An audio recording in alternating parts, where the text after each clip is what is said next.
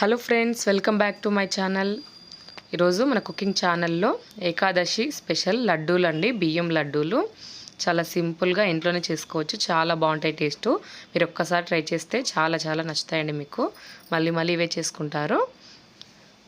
6 కప్పుల బియ్యం తీసుకోవాలండి. వీటిని బాగా గోల్డెన్ బ్రౌన్ కలర్లోకి వచ్చేంత వరకు వేయించుకోవాలి.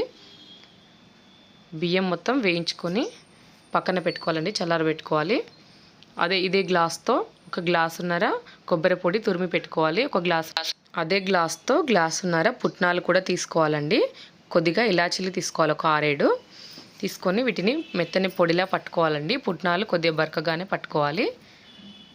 బియ్యం కూడా ఇలా 2 వాయిలా పట్టుకొని ఇలా పొడిలా ఒక దాంట్లో వేసుకొని చల్లారబెట్టుకోవాలి.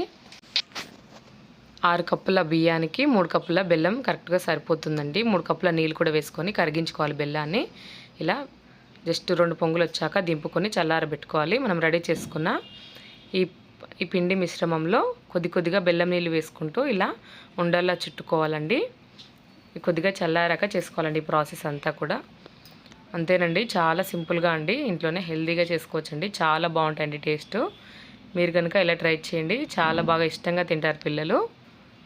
ఇవి 4-5 డేస్ ఫ్రెష్గా ఉంటాయండి. ఈ వీడియో కనుక మీకు నచ్చినట్లయితే మన ఛానల్ని సబ్స్క్రైబ్ చేసుకోండి. Please like, share, subscribe.